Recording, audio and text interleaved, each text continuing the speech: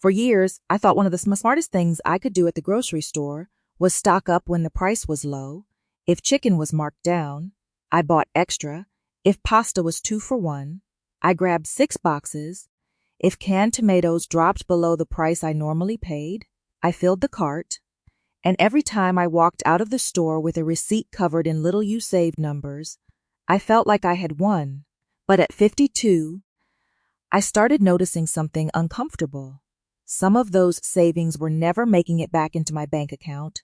They were sitting in my pantry, hiding in my freezer, expiring in the refrigerator, and eventually going into the trash. The moment it really hit me happened on an ordinary Saturday morning. I was making my grocery list before heading to the store. The weekly ad had a good price on pasta sauce, and my first thought was, I should stock up. Then I opened the pantry and found 4 jars already sitting there. Behind them were cans of soup I had bought months earlier, 2 boxes of crackers that had gone stale, 3 different bottles of salad dressing, and enough pasta to feed us for weeks. Then I opened the freezer and found chicken breasts underneath a bag of frozen vegetables, hamburger patties behind an old container of soup, and a package of pork I honestly could not remember buying. That was the day I realized a deal can still cost you money, and this matters even more right now because grocery prices in America are not moving in one simple direction. According to the latest Bureau of Labor Statistics data for July 2026, food at home prices were still 7% higher than a year earlier, but some categories were rising much faster than others. Fruits and vegetables were up 5.1%, non-alcoholic beverages were up 1%, while dairy and related products were actually down slightly over the year. So when prices feel unpredictable, it is very easy to start thinking, I better buy this now before it costs more next week, and sometimes that makes sense. But sometimes fear of tomorrow's price makes us buy more than we can realistically use today. I had been so focused on finding my buy price that I had ignored the second half of the equation, knowing when to stop. A low price does not automatically make 10 packages better than 2. A warehouse-size box is not a bargain if half of it gets stale. Meat at a great price is not saving me money if it disappears into the back of the freezer. For 8 months, 3 bottles of dressing are not a smart purchase if I only finish one before the others expire, and this was especially hard for me to admit because stocking up felt responsible. It looked like something our mothers and grandmothers would have done. Shelves full of food gave me a sense of security. But there is a difference between a well-stocked pantry and a pantry that has quietly turned into a storage unit for money I already spent. So I tried a different rule. Instead of asking, how many should I buy because this is cheap? I started asking, how many can I actually use before I am likely to see another reasonable price? That question changed everything. I started giving every grocery in my kitchen a stock-up limit, not a complicated spreadsheet, not an extreme prepper system, just a simple maximum number I was allowed to keep on hand. Pasta had a limit, canned tomatoes had a limit, coffee had a limit, frozen chicken had a limit, even things like butter, cereal, paper towels, and peanut butter had a stopping point. And for the first time, I understood something that should have been obvious years ago. My buy price told me when a deal was worth considering. My stock-up limit told me when the deal was over, because saving money is not about bringing home the largest amount of food for the lowest possible price.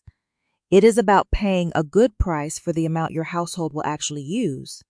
And once I learned that difference at 52, my pantry got smaller, my grocery decisions got easier, and I stopped turning good deals into expensive waste. Once I decided that every grocery needed a stopping point, I expected the system to feel restrictive. But the opposite happened.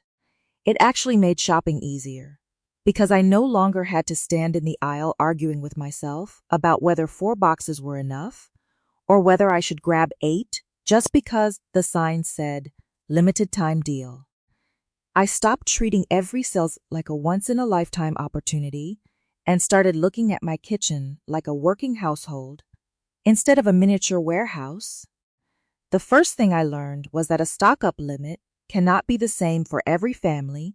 A household with 3 teenagers may go through cereal, milk, eggs, and chicken twice as fast as a couple living alone.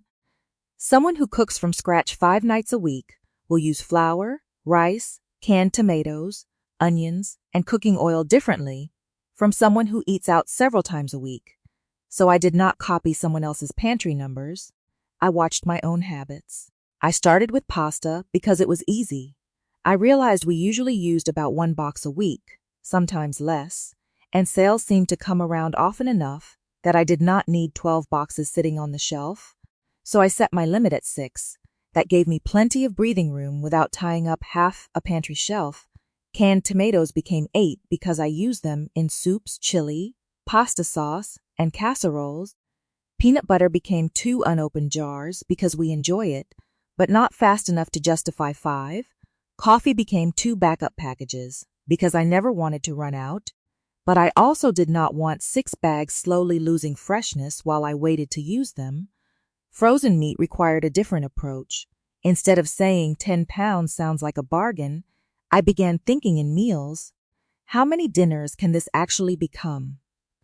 If I already had enough chicken for 4 meals in the freezer, buying another enormous package, simply because the price dropped, did not automatically make sense.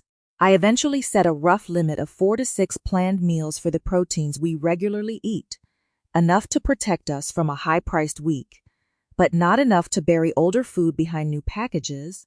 Then I discovered that counting packages was only the beginning. The better question was, how many weeks of this product do I already have? That one idea helped more than I expected. If we eat 1 jar of pasta sauce every 2 weeks and I already have 4 jars, that is roughly 2 months of supply. Suddenly, another 6 jars do not look like savings. They look like money sitting on a shelf. If I use 1 box of oatmeal every 3 weeks and already have 3 boxes, I do not need to panic because there is a coupon this week. I already have plenty of time to wait for another reasonable price. And this changed the way I saw warehouse clubs too, because warehouse shopping can be excellent when the quantity matches the household, but a lower unit price can still lead to a higher total cost. If I buy far more than I need, a giant package of crackers is only cheaper if we actually finish the crackers. A 24-pack of yogurt is not a bargain if several cups get pushed to the back of the refrigerator and forgotten. And a huge bag of produce can become the most expensive produce in the house if part of it spoils. So I gave perishables much tighter limits. Fresh berries were usually 1 package. Salad greens were enough to get us through the next few meals. Bananas were based on how many we realistically ate before they turned brown. Bread was usually 1 loaf in use, and occasionally 1 in the freezer. I stopped buying fresh food based on what I hoped we would eat, and started buying it based on what our actual week looked like. That was an important difference. My stock-up limit was not a goal. If my pasta limit was 6 boxes, that did not mean I should always own 6 boxes. 6 was simply the maximum. If I had 2, and the price was ordinary, I bought nothing. If I had 2 and the price reached my buy price, maybe I bought 2 or 3 more. If I already had 6, I walked past the sale. At first, walking past a great price felt wrong, almost like I was leaving money on the shelf. But then I reminded myself that the store would have another promotion, another weekly ad, another digital coupon, another markdown. American grocery stores are designed to keep giving us reasons to buy, and I did not need to respond to every one of them. That was when the system finally clicked for me.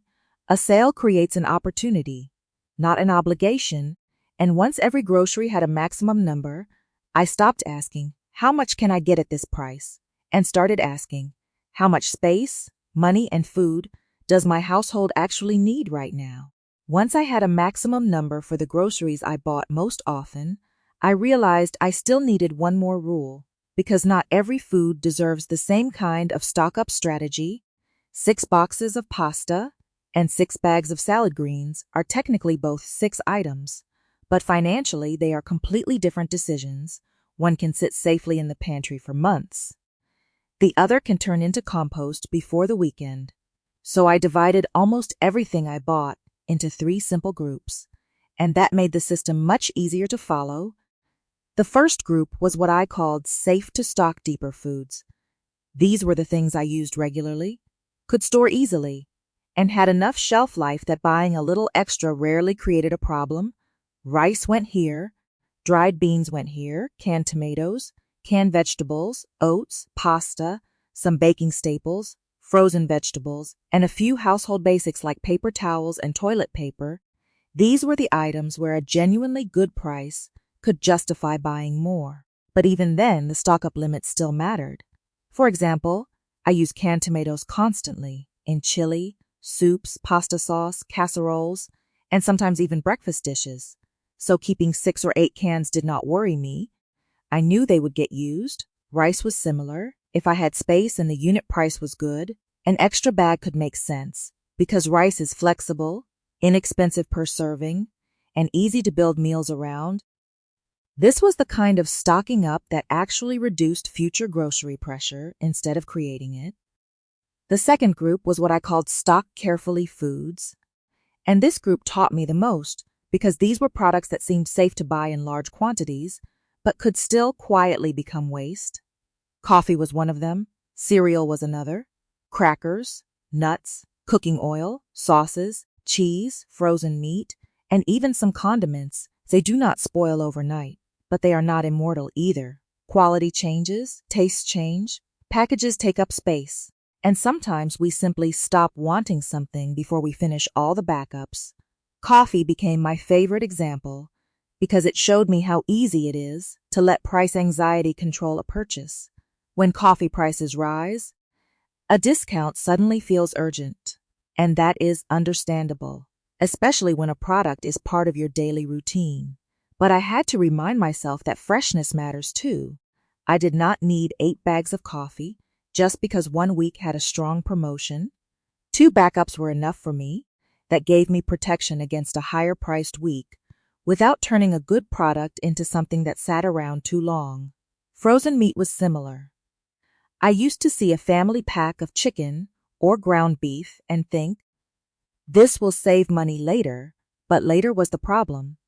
If I could not remember what was already in the freezer, the savings were mostly imaginary, so I stopped counting pounds and started counting meals.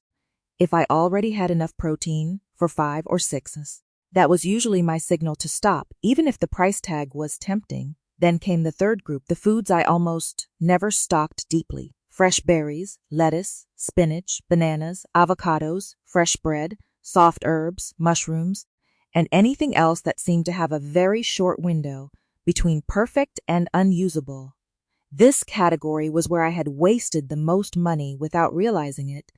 A grocery store can put strawberries on sale and make the larger container look like the obvious bargain. But if I eat half and throw away the rest, the real price per serving is suddenly much higher. The same is true with salad kits, giant bags of spinach, bulk avocados, and oversized bakery packages. I had spent years congratulating myself for getting more for my money while ignoring the fact that some of that more never became food. So I began buying perishables based on the number of meals ahead, not the size of the discount. If I knew I had 3 breakfasts at home, I bought enough berries for 3 breakfasts. If salads were planned twice that week, I bought enough greens for 2 or 3 salads. If bananas were ripening faster than we were eating them, I bought fewer the next time. Even when the price per pound was excellent, that felt almost backwards at first, because we are trained to think that buying more at a lower unit price is automatically smarter. But I started asking a different question. Cheaper per ounce for what? The part I eat or the part I throw away? That question completely changed how I looked at produce. And there was another reason these categories mattered. Grocery prices in America do not rise evenly. One month one category can jump while another barely moves. So trying to beat inflation by filling the house with everything on sale can actually create more waste than savings. I did not need to predict which food would cost more 6 weeks from now. I just needed enough flexibility to wait for a reasonable price without storing more than my household could use. By separating groceries into these three groups, I finally stopped treating every yellow sale tag the same. A discount on rice meant one thing, a discount on coffee meant another, and a discount on strawberries meant something completely different. The price still mattered, but shelf life, storage space, freshness, and how quickly we actually ate the food mattered just as much. And once I understood that, I stopped asking only, "Is this cheap today?" and started asking, "What happens to this food after I bring it home?"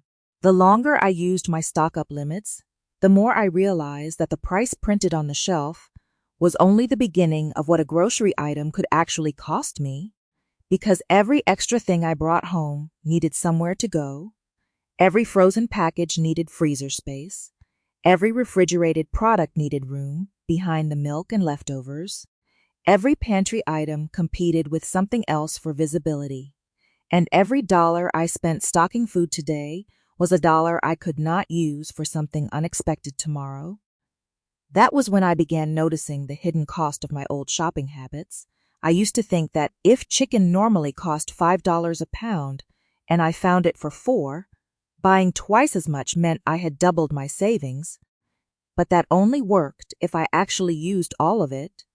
If part of that chicken disappeared underneath frozen vegetables for 7 months, if I bought another package because I forgot the first one was there, or if freezer burn made us less interested in eating it, then my neat little calculation at the store had nothing to do with what really happened at home.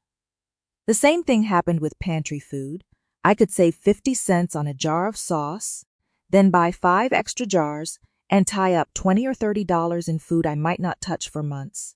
One purchase did not seem important, but when I added coffee, canned goods, cereal, crackers, paper products, frozen meat, detergent, and everything else I had bought because it was a deal, I realized I had hundreds of dollars sitting around my house in inventory. That word, inventory, changed the way I saw my pantry.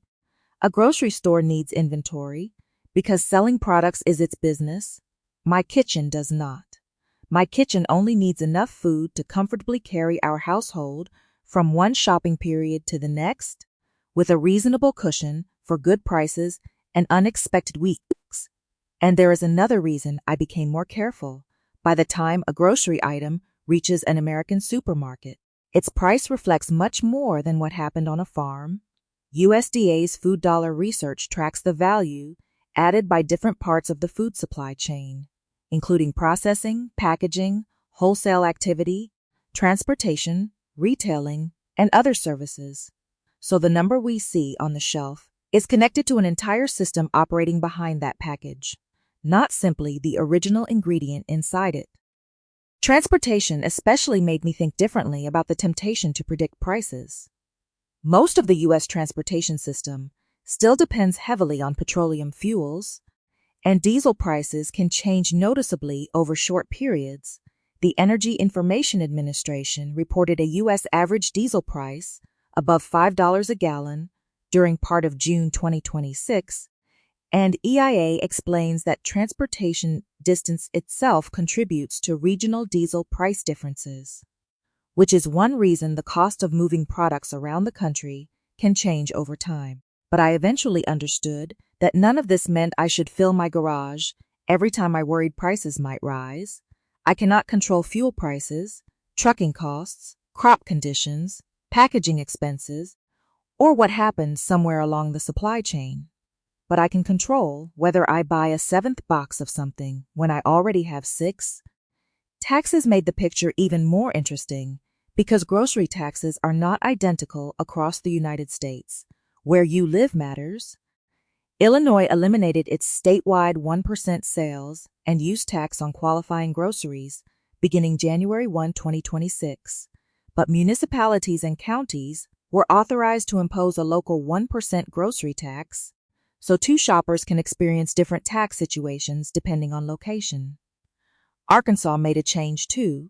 Its state-reduced food tax fell to 0% on January 1, 2026, while local sales taxes were left unchanged Another reminder that there is no single grocery tax experience that applies to every American household. All of these differences made me appreciate good prices more, but they also taught me not to confuse uncertainty with urgency. There will always be a reason to worry that something could cost more later, fuel might rise, a crop could have a difficult season, a promotion could end, a tax rule could change, or a favorite brand could suddenly become more expensive. But buying 6 months of everything is not protection if I lose track of what I own. Real protection, for me, became having enough pasta to wait for another sale, enough meat to build several dinners, enough canned food to get through a busy week, enough household supplies, so I was not forced to pay whatever price appeared when something ran out, but not so much that my shelves became crowded and my money became trapped. And there was one hidden cost that bothered me more than all the others: mental clutter. Before I set limits, I could open the freezer and feel overwhelmed. Things fell forward when I moved a bag. I could not remember which package was oldest, and meal planning started with digging instead of cooking. After I reduced the amount I kept, I could actually see what we had. Food moved forward, older items got used first, and grocery shopping stopped feeling like managing a warehouse house. That was when I finally understood the difference between stocking up and overstocking. Stocking up saves me from paying a bad price later. Overstocking makes me spend too much money now, and once I could see that difference, a yellow sales sticker stopped controlling my cart, because before I bought another bargain, I had one more question to answer. Not just, is the price good, but do I still have room under my limit? By this point, I had the idea, I had the limits, I had separated foods by how safely they could be stored, but I still needed something simple enough to use every single week, because I knew myself. If the system became too complicated, I would eventually stop following it. So I reduced everything to 4 little pieces of information: my buy price, my stock-up limit, how much I already had, and which item needed to be used first. That was it. For coffee, I wrote down the price I considered good enough to buy. Then I wrote my maximum of 2 unopened backups. If I already had 2, I did not buy coffee no matter how attractive the sale looked. For pasta, I had my target price and a maximum of 6 boxes. For canned tomatoes, 8 cans. For peanut butter, 2 unopened jars. For frozen chicken, enough for roughly 4 to 6 planned dinners. And for fresh produce, the limit was usually not a number of packages at all. It was simply enough to carry us to the next grocery trip. What surprised me was how much calmer shopping became once those decisions had already been made at home. Before, every aisle required a new debate. Should I buy this now? Will it be more expensive next week? Is this really a good sale? Should I grab another one just in case? But once I knew both my buy price and my maximum quantity, the answer was usually obvious. If the price was too high, I waited. If the price was good but I was already at my limit, I waited. If the price was good and I was below my limit, then I could buy enough to move closer to the limit. And this is where I had to learn one rule that saved me from slipping back into my old habits. The limit was a ceiling, not a target. Just because my pasta limit was 6 boxes did not mean I needed 6 boxes sitting in the pantry at all times. If I had 2 and there was no special price, I stayed at 2. If I had 2 and a genuinely good sale appeared, maybe I bought another 2 or 3. I did not automatically fill the shelf simply because I technically had room. That distinction mattered more than I expected. A stock-ups limit is supposed to stop excess, not create a new excuse for buying. The same thing applied to my freezer. If my chicken limit was 6 meals and I already had enough for 5, a huge family pack was not automatically a bargain for me. I might buy nothing, or I might buy one smaller package, because buying beyond what I could realistically rotate through would defeat the entire system. I also started using a very simple order before for every grocery trip. First, check what I have. Second, check what needs to be used soon. Third, check what is actually missing. Fourth, check the weekly ad and my buy prices. Fifth, compare anything I am considering against the stock-up limit. That sequence stopped me from letting the store decide what came home with me. The weekly ad became information, not instructions. Digital coupons became useful only when they matched something already on my list. A warehouse club promotion became valuable only if the package size fit under my limit, and even a clearance sticker had to pass the same test. Will I actually use this before it becomes waste? I even began rotating older items forward. When I brought groceries home, new cans went behind old cans. Newer frozen meat went behind the packages that needed to be used first.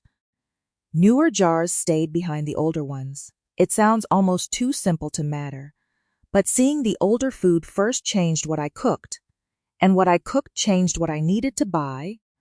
That is when the whole system began working together. My price book told me whether a sale was real. The unit price helped me compare package sizes. My shopping list stopped random purchases. My buy price told me when to act, and the stock up limit told me when to stop. It was no longer one frugal trick. It was a chain of small decisions protecting the same grocery budget. And the best part was that I did not have to become perfect at predicting prices. I did not have to know whether coffee would be cheaper next month or whether chicken would rise next week. I just needed enough at home to avoid desperation shopping, enough knowledge to recognize a fair price, and enough discipline to stop buying when I already had what we could use. At 52, that became my grocery rule. Check the kitchen first, check the price second, check the limit before anything goes into the cart, and once I started doing that, I realized the hardest part of saving money at the grocery store was not finding the deal. It was learning when to leave the deal on the shelf. After a few weeks of living with stock-up limits, my kitchen started to feel different, not empty, not deprived, just easier to understand. I could open the pantry and actually see what was there. I could open the freezer without moving 5 bags to reach the package in the back. I knew which foods needed to be used first. And for the first time in years, I stopped confusing abundance with security. Before this system, a full pantry made me feel prepared. Shelves packed with canned food looked responsible. A crowded freezer made me feel like I had protected myself from higher prices. And whenever grocery prices rose, or I heard people talking about inflation, fuel costs, supply problems, taxes, or another expensive shopping season, my instinct was to buy more while I still could. But I eventually realized that there is a point where preparation turns into overbuying, and once I crossed that point, the extra food was no longer helping my budget. It was competing with it. That became especially clear to me because grocery prices in America do not move together. One category gets expensive while another becomes more reasonable. One week chicken may have the promotion, another week it is coffee, produce, cereal, butter, or canned food, and that means there is rarely a moment when I need to buy everything at once. I do not have to predict the entire grocery market. I only need enough breathing room to wait. That idea changed the way I think about inflation. I used to believe the way to protect myself from rising prices was to buy as much as possible before prices went higher. Now I think the better protection is flexibility, knowing the normal price of the things I buy, knowing the price that makes me willing to stock up, and knowing exactly how much I can bring home before the savings begin working against me, because a pantry should serve my household. My household should not serve the pantry. I should not be planning dinner around an ingredient I never really wanted. Just because I bought too much of it 3 months ago, I should not be buying another box because I forgot about the boxes already sitting behind something else. I should not feel guilty every time I discover expired food because a sale convinced me to buy more than we could eat. And strangely enough, buying less made me feel more prepared because the food I kept was food I actually used. The freezer became a collection of future meals instead of forgotten packages. The pantry became a working rotation instead of long-term storage. And when something reached my buy price, I knew exactly how much room I had for it. I also noticed a change in my grocery receipts. It was not that every shopping trip suddenly became dramatically cheaper. Some weeks still cost more, prices still changed, and there were still months when household expenses seemed to arrive from every direction. But I stopped having those trips where a few great deals quietly added $30, $40, or $50 to my total. I stopped buying 3 extra things just because digital coupons made them look irresistible, and I stopped leaving warehouse stores with enough of one product to last until I was tired of looking at it. The real savings came from fewer unnecessary decisions. That is something I wish I had understood earlier. Frugal living is often presented as finding the lowest possible price, but at 52, I think there is another side to it. Knowing when you already have enough food, enough backups, enough toilet paper, enough detergent, enough frozen meat, enough cans, enough bargains. Because every dollar sitting in an unnecessary backup package is still a dollar I spent, and I would rather keep some of those dollars available for the electric bill, the car, insurance, property taxes, medical expenses, a repair, retirement, or simply a week when groceries genuinely cost more. So now, when I see a great deal, I still get excited. I still compare the unit price. I still use my price book. I still check the weekly ad, and I still stock up when the numbers make sense. I have not stopped looking for bargains. I have just stopped letting bargains make decisions for me. My buy price tells me when to pay attention. My stock up limit tells me when to walk away. And that simple combination has done more for my grocery budget than filling every shelf ever did. At 52, I finally stopped asking, how much can I save if I buy more? And started asking, how much can we realistically use before I need to buy this again? That question changed my pantry, my grocery list, and honestly, the way I think about spending. Now, I would love to know about your kitchen. What is the one grocery item you always seem to buy too much of? Is it coffee, pasta, canned food, frozen meat, paper products, or something completely different? And if you had to set one stock-up limit today, what would it be? Leave your answer in the comments, because I think we can learn a lot from how different households manage the same grocery pressures. And if you enjoy practical, realistic ways to stretch your money without making life miserable, subscribe to the channel and join me for the next video. Because the next time a sale tries to convince us that more is always better, we are going to know exactly when to stop.